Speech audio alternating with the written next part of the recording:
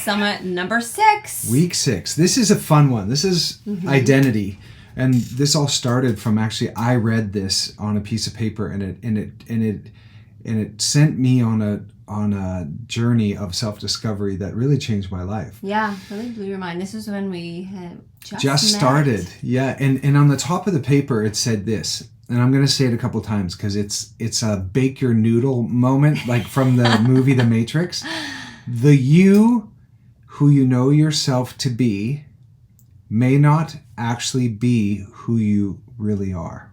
So I'm going to say that again. The you who you know yourself to be may not actually be who you really are. Mm-hmm. And so this whole conversation today is about identity.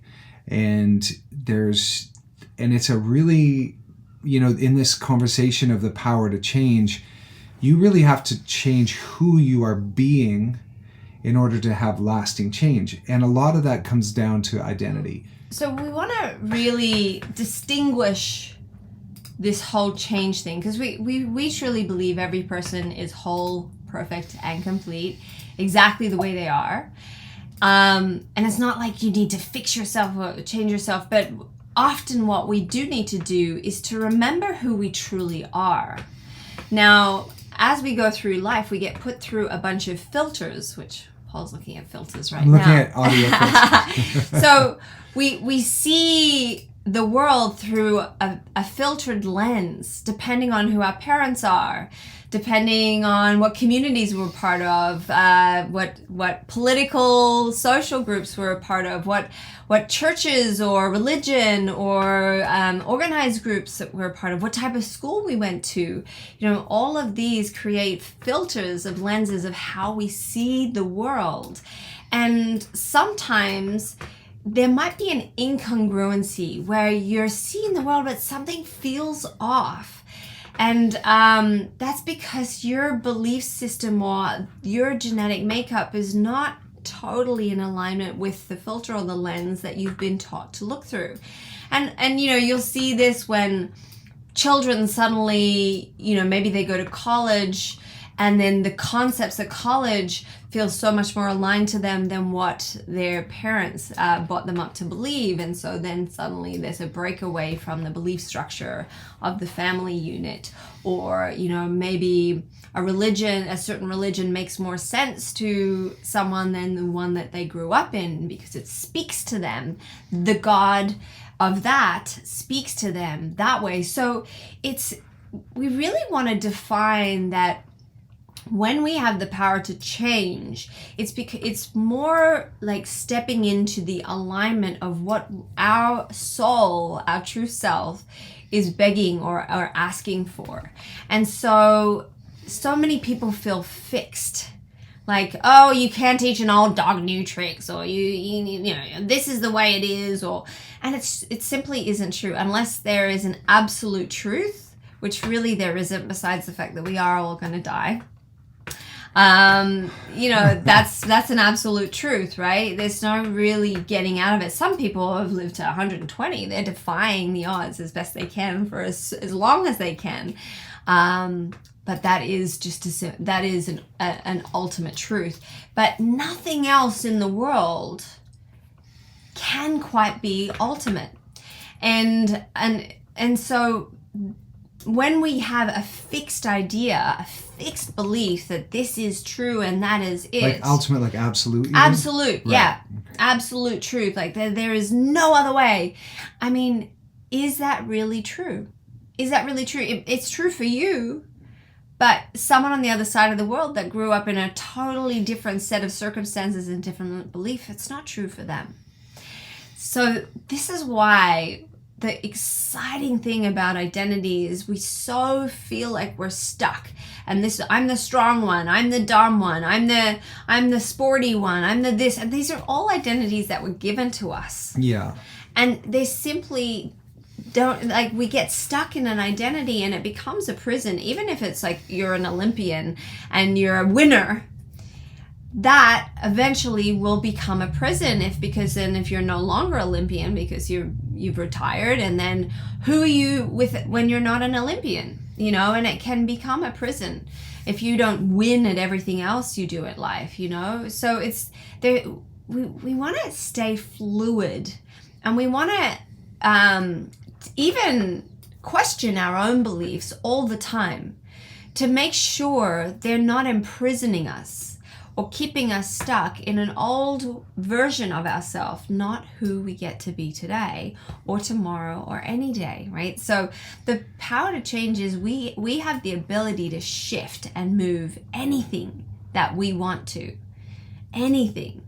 And we've all seen the stories of, you know, one of my teachers, Tony Robbins, was an extraordinary one of that. He had a tough childhood, you know, and a lot of different fathers coming in and out. And then, you know, in his 20s, he was a janitor, and that was who he was. That was the identity. That's what he built himself to be. But he knew from the core of his being that that's not who he was meant to be. And he has now gone on to be one of the most prolific people of this time, helping millions of people transform their lives just like he transformed his. Now he got a coach, spent time with other people, and invested in himself. He believed he could so that he could. Now, belief is everything. And so we're going to go into a bunch of steps on how to really transform and shift into the person that you want to be. And because sometimes it's a lot harder than we imagine, because you have to shift a bunch of your identity, a bunch of your beliefs along the way. So we're going to go into step by step on ways in which to do that. But first, Paul's going to go into the mind game of all of this a little more. If you're just joining us, this is week 6 of our Power to Change Wellness Summit, and we're dealing with identity. And right at the beginning, I shared a quote: the you know yourself to be may not actually be who you really are. And oftentimes, so when Kate touched on this, but when we're young, something happens, someone calls us the fat one or that, or we get abused. And that we create a way of surviving that. And often people are that person until the day they die, and they never actually get a chance to be anything other than a survivor or a victim or somebody who is, you know, they'll completely invent a reality around this moment that happened in the past. And for most people, their past is not in their past. Their past is in their future, and they just keep living Groundhog's Day over and over again because of this fixed personality. And they go, well, this is what's going to happen. And then you get to be right over and over and over again because you keep recreating your past into your future. Yeah. Mm-hmm. And so the opportunity is that we can actually create something now in 2024 that is different from all these years that have just, for some of you, have been Groundhog's Day. Like the same number in the bank account, the same number when you look down at the scale, the same group of friends that are gossiping or pulling you down, the same like stuff that you keep eating over and over again, or the news programs or the TV programs that you watch. And so 2024 can be something totally created and totally new, and you can actually design something of an identity. And that's what's cool, is if you're able to see that I'm not who my past says I am, you can create something, and you get to create something that is really, really powerful, and something that will give you the life that you actually want. And a lot of that comes, you want to say something? I do, just on that, because there's a couple of things that come up with the whole identity thing. And, you know, whenever you travel to a different country where nobody knows you and they speak different languages, and a totally new personality does come up a lot of the time. And it's because you're not limited by who you are in your life. You can be, or, you know, do whoever, you know, you can be and do whatever you want to do because you're in a totally different environment. So shifting environments can be a big catalyst for change. But one of the things that I found really freeing when I discovered this was that every single person that knows you knows a different version of you than you know of yourself. So, let me say that again. Every single person that knows you knows a different version of you than you know of yourself. So guess what that means? If you know hundreds of people, there are hundreds of versions out there. She said it's worse. Yeah. Hundreds of versions out there of you. So when we know that, we can start to shift into understanding that we're not stuck in how, all these people know us. And that's why some people are chameleons, right? There's some people that you hang around and you feel funny and fabulous and free, and other people you hang around, you feel stupid and silly and small. And so you chameleon based on what that person thinks of you or feels. And now we talk about this all the time as we create people in our listening. And that's a whole nother thing. I won't go into that.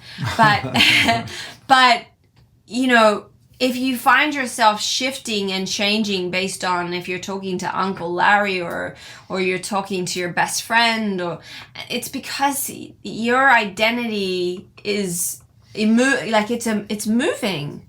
Therefore, you're not stuck to be that same person that you think you always have to be with Uncle Larry. You can shift to being exactly who you are with your best friend, with Uncle Larry. Uncle Larry can take it. Yeah. He's going to have to get used to the fact that you are who you are. And so you getting really comfortable with exactly who you are, exactly, what your opinions are, what your beliefs are. And listen, guys, we're all meant to have different opinions. Like, life would be very dull if we were all the one way politically or all the one way religiously. It would be awful. And I know you think that would be wonderful, but it would not. And human nature would be someone would come and cause a ruckus anyway, because we are meant to have different opinions. We are meant to challenge each other. We are meant to grow, expand, and inspire one another. And that's diversity creates that. So just be more curious about the differences rather than needing things to be the same. Yeah. So that's what I found really liberating, is that the fact that everyone sees you differently, so you don't have to stay the same. You can be who you want to be. And we think the world's occurring the same to everyone, but it isn't. Every single person, no matter how you were raised, where you were raised, who said what to you, the books you've read, the religion you grew up in, the country you grew up in, the politics of that country, and then your friends. When I say the word like the sky is blue, that's a pretty common one. That's probably not the easiest one. But if I share something with you and I think you think exactly what I mean, meaning, and there are tribes in Africa that don't see the color blue. Like, it's just do you know remember that? Yeah, they just don't see it. Like, it's not in their vocabulary. They don't have the word for it, so it's just not there. They don't see it. They don't have the word blue or the language for it. And so every single person that you talk to, when you say words to them, you think that those words mean the same thing to them, but it doesn't. It, based on their filter where they grew up, it translates into them totally, totally different. And so what's the good news is you can create anything you want. You're not fixed in something, in some victim thing that happened to you in the past. And 2024 can be radically different based if you say so. And so it can be a really simple shift. And it sometimes just when the lights go on, and the light's almost like a blind spot, that you have invented this reality for yourself, this identity from your past. Sometimes just somebody, because those words, the you know yourself to be, may not actually be who you are. Just me hearing those words, I was like, oh, I have created this Paul to get love, to get acceptance, to get approval, to get money, to get girls. Like, I got a girl. I created this personality to win. And it may not actually be who I truly am, which is really kind of exciting and cool. And so the opportunity here is, who do you get to be in 2024? Not do, Not what are you going to do in 2024? Who do you get to be? Because so much of this identity stuff is based in your human beingness. And we're so busy doing, and we think that is what makes us who we are, but it isn't. And in this day and age, we're reacting all the time. The fact that we have devices that ping at us all day long, drawing our attention to whatever it wants. Yeah. It's keeping us distracted from the goals or the things that we really, really want to create. Now, 20 years ago, we didn't have that. So we're having to navigate life differently, and the level of how we're pulled constantly towards everyone's needs and desires, because everyone can get a hold of you at any second of the day, and that just wasn't the case before. Right. And if you didn't answer your landline, then nobody knew where you were. So it's I miss those days. Well, and the amount of information we get in a day is from our phones and our TVs is more information than our grandparents got in their entire life. So if they lived 100 years, so if they lived 100 years ago, if they lived 100 years old, so they. So what we wanted to do is give you some action steps on how to really create the beingness of your life rather than do, the being in the doing, So, because it's like, oh, what am I going to do for 2024? And all of these things, which is so many more things to do, rather than how do we step into being? And from that being, things get created because we are clear and intentional on what we really want. So the first step, do you want to go through some of these? Yeah. Go for it. You go. Bettina said it's distorted now, so you do the first one. I'm going to try to fix this distortion. Oh, no. I don't know why. I don't know why. Anyway, so the number one is stillness. Meditation. How you start your day is generally how the rest of the day will go. So if you start your day and you pick up your phone and turn off your alarm and then you start scrolling, guess what? You're going to be in reaction for the rest of your day. That's your right. day isn't yours. You're primed. It's primed to the world, to everybody else's needs, to whatever everything else is going on.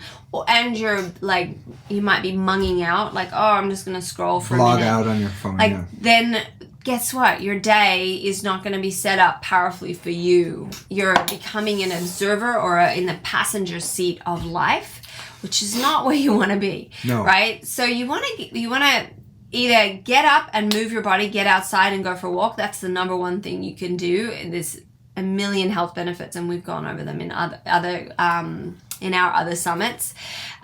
So that is a perfect way to get vitamin D in your eyes, help your sleep cycle, just move your body, get lymphatic fluids moving, all of the things. So that was a really powerful way to start your day. Or if you can't do that, at least 5 minutes of silence, like just sitting and being present to your breath, to your body, to this beautiful thing that helps us move through the world. Really just in gratitude of that, in gratitude of the breaths you can take. So breath work and meditation are truly essential in this day and age. It is, and if you want to be radical, go do a Vipassana, where you will really get to know that voice in your head. Both Kate and I have done them. They're a 10-day silent retreat, and they're free. You can leave a donation at the end when you go, and you literally sit there with yourself for 12 hours a day in a very quiet, meditative place for 10 days. And when my dad passed, and it was a very intense time, I went there and spent 10 days in silence. And I highly recommend some version of that, so you can go, oh, I'm not the voice in my head. I'm not what other people say I am either, but who am I? And it's like, we realize this is a big existential question. This isn't just like this, we're going to give you in this live, like, this is who you are. But the cool thing is you get to create it. And you have been creating it your whole life. You've been creating who you are. And the question is, do you like that? Do you like that persona or that identity that you invented and you did it? And it's probably served some of you. We're not saying it's a bad thing. Sometimes these things we create in the past, they're to survive something. But they always are, really. And once that's survived, you often keep going in that identity when you're like, we've already made it through the threat. And so there's an opportunity just by bringing some awareness to it that you can be something a little bit different. It's really cool. Okay, so movement, we went over that. You can also, your environment is a really big thing to creating who you are. Who do you surround yourself? Who are your mirrors? Who are those reflecting people? Are they reflecting back truth? Are they reflecting back just what you want to hear? Or are they in your gossip, or negative, gossip or community? gossip, or, you know, if your days are filled with talking about celebrities and what they're doing with their lives, then you should, like, pick a new friend group. You know, and because that sorts of stuff can get all-consuming, but it's like, why are you not talking about your own lives and what you're up to, and like supporting each other and rooting for each other? Right. So finding your community, finding a bunch of people that stay in the conversation of your health, of your life, of your goals, of your dreams. People just don't talk about these things anymore. And why not? Why not? You know, so really you want to do that. Now, we are the sum total of the 5 people we spend the most time with. So you really want to trigger warning. Look at the 5 people that you're spending all your time with and be like, is their lives something that I aspire to?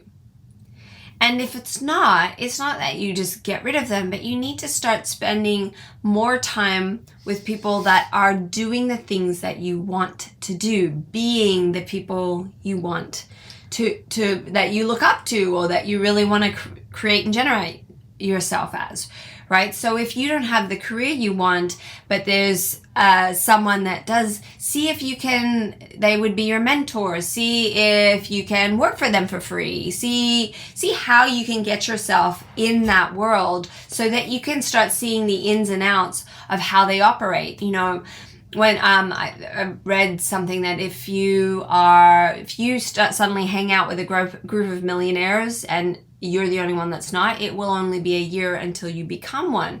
And that's because the conversation is at a level where they're talking about things that are of that caliber, right? And how to grow things and how to shift things, and they know secrets and ways in which to fast track things, right? So it's just a knowledge base. And if you spend your time around that, then you will get that knowledge base. Whereas if you spend your time around, you know, gossip magazines and like, oh my gosh, did you see what happened to Julia Roberts? I'm like, yeah, you know, all these things, then that's what's going to happen, you know, and you'll be stuck in that world, and that's not going to elevate you out.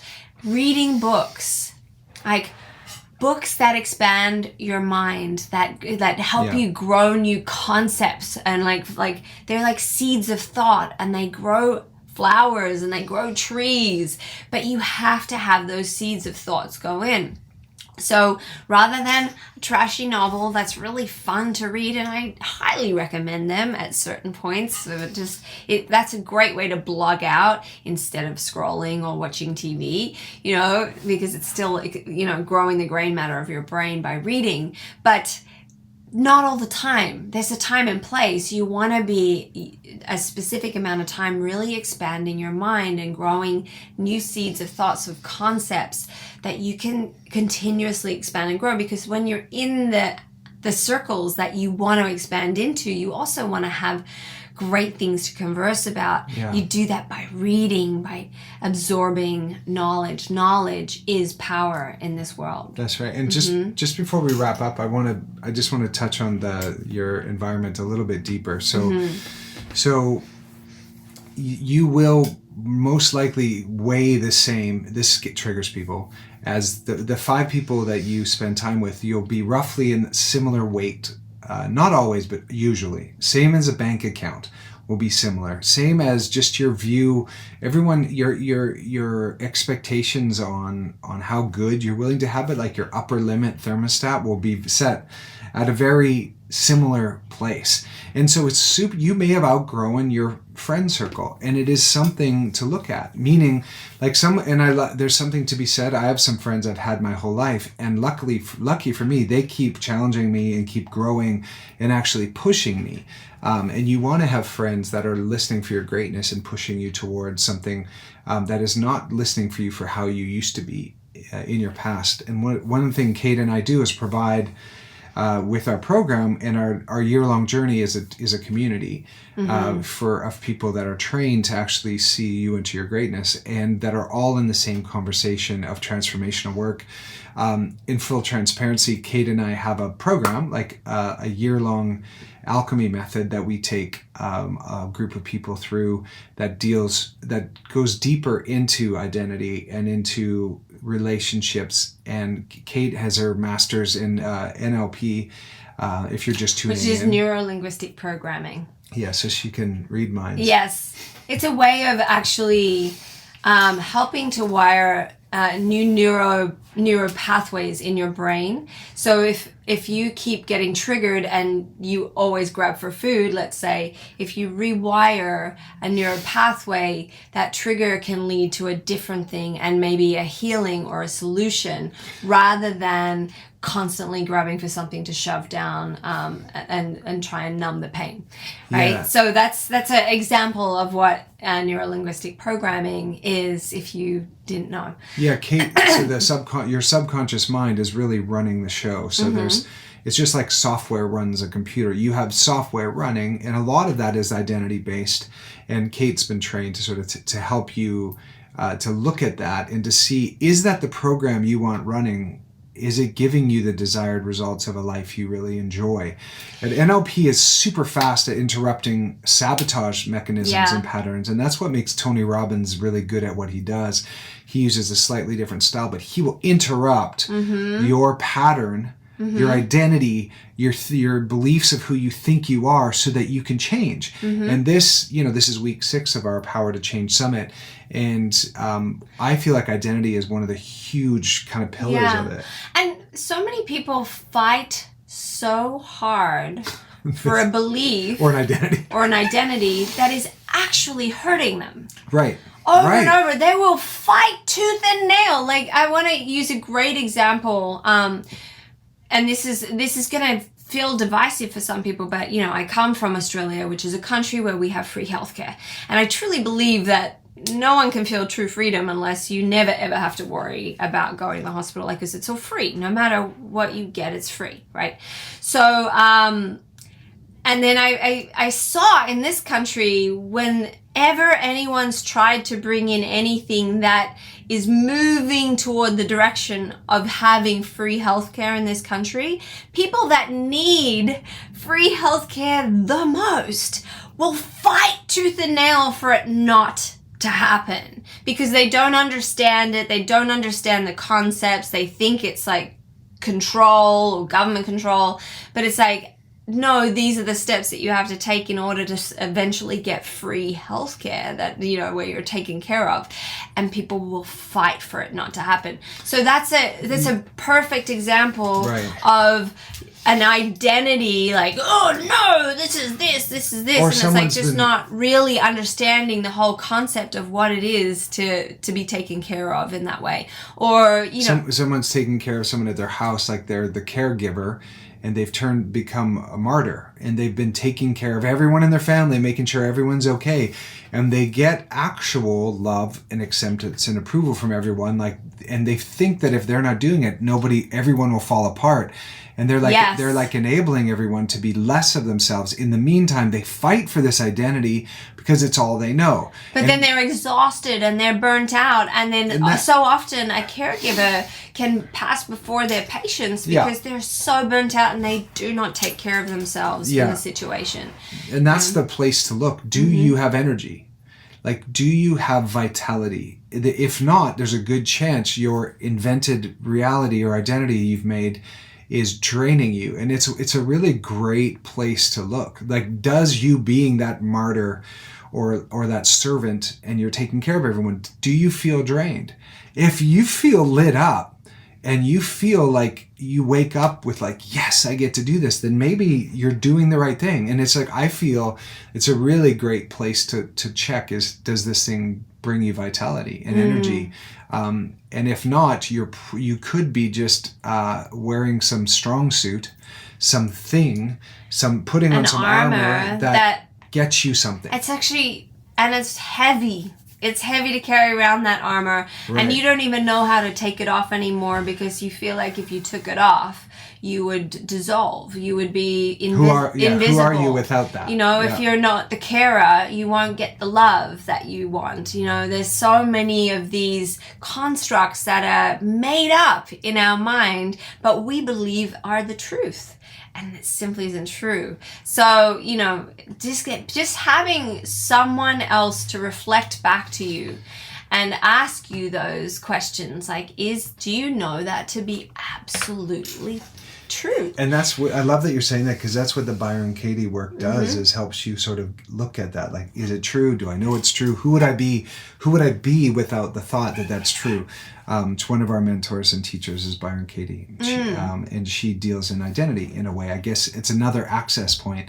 But this is very deep work. Very deep work. This isn't necessarily something you should just go try on your own. Like, it is important for you to have support.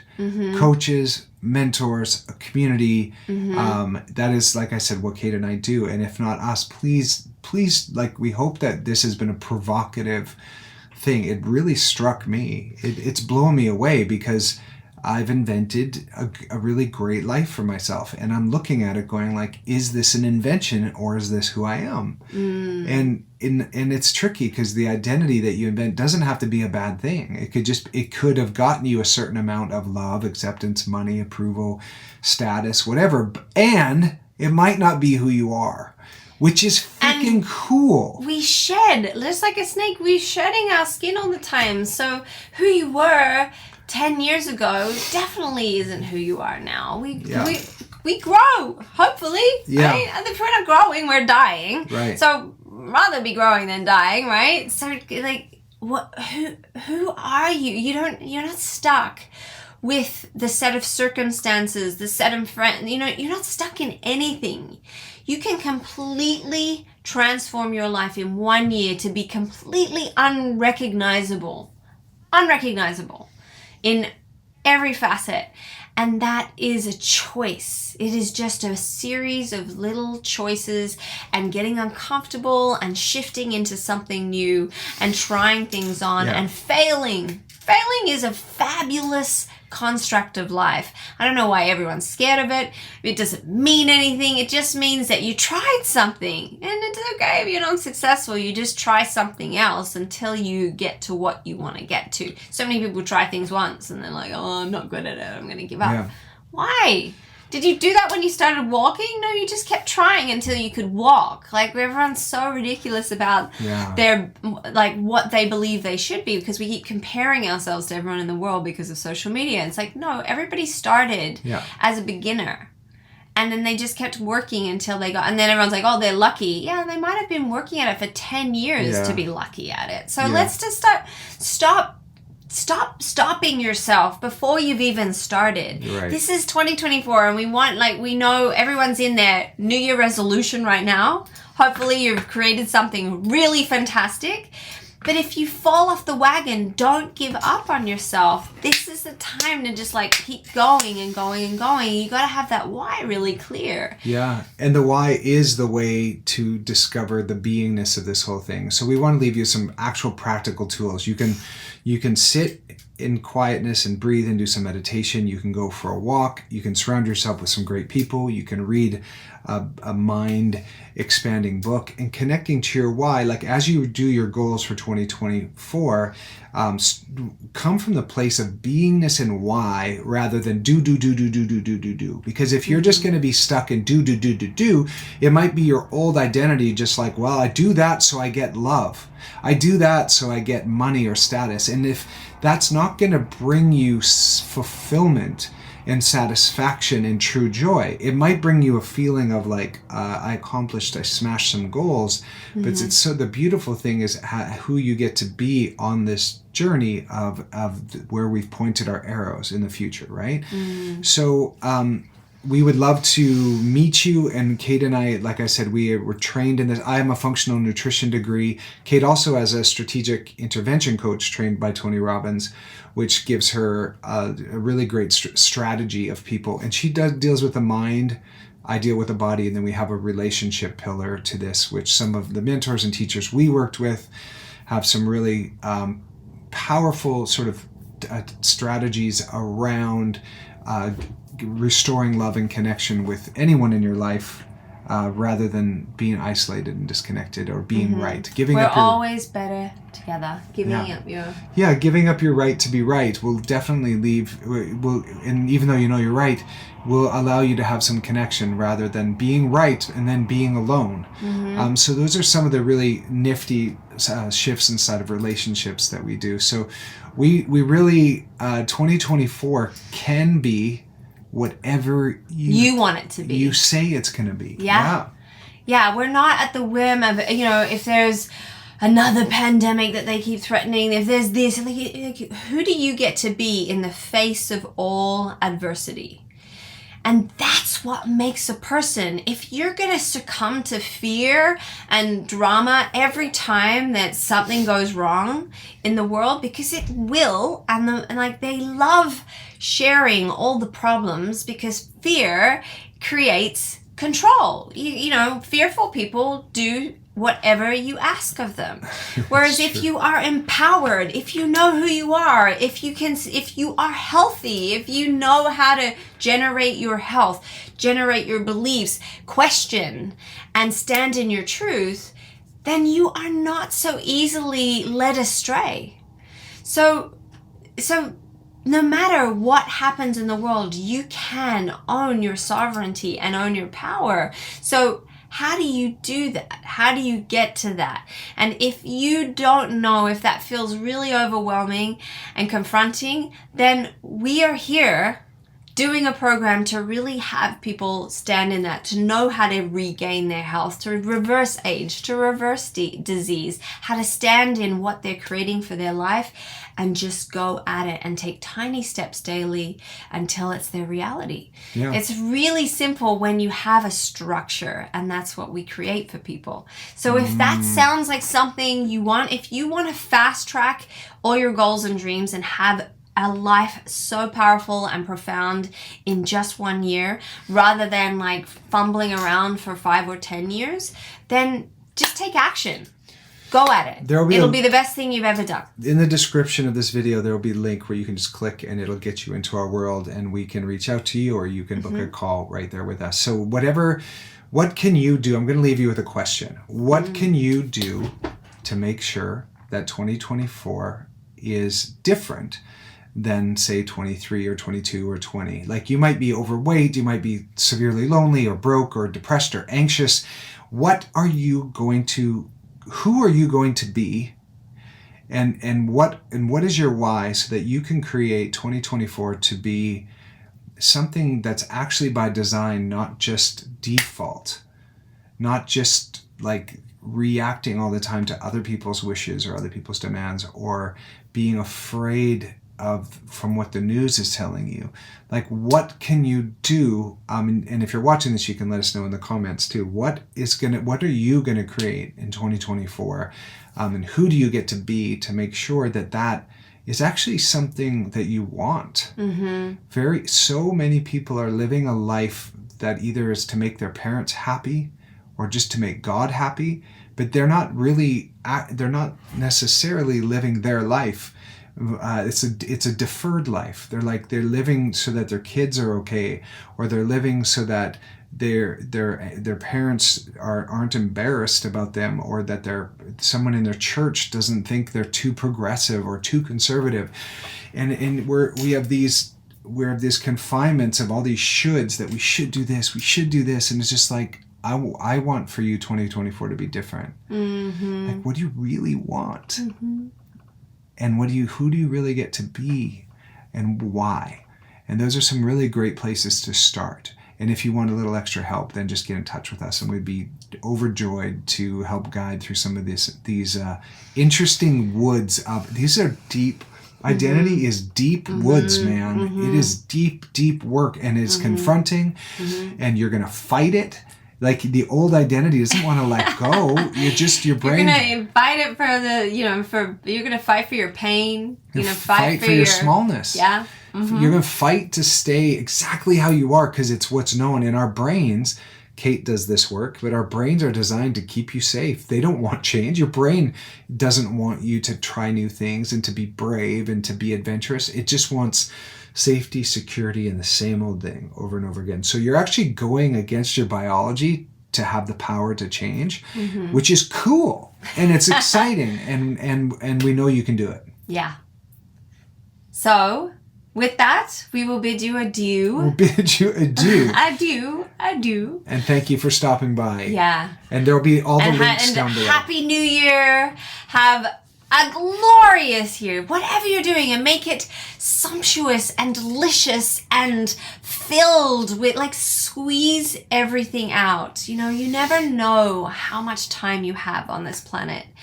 Don't be there looking back as you're leaving your body and be like, I wish I didn't spend my last days just getting the laundry and doing this or doing this, like doing all the things. Like, I wish I stopped and danced in my kitchen, or I wish I stopped and laughed, or, called my best friend, or whatever it is that you keep putting off or you keep not doing until you've done all your tasks and all the things. Like, do it now. Take time for joy and for juiciness and yumminess and all the good things. And we're talking about true yumminess, not things that are like nasty that you think is good for you. It's like not nasty stuff that is an escape from yourself. Anyway, this is a very deep identity question in this, so I'm not gonna go any further, but just know, squeeze all the juice out of life. That's right. You just never know. You never know. So all right, we love you. Happy 24. Yeah. And we have another one of these coming up, our final one next week. What day? On the 10th. At the same time, same channels. Yeah. We'll see you all then. See you then. All right, bye. Bye.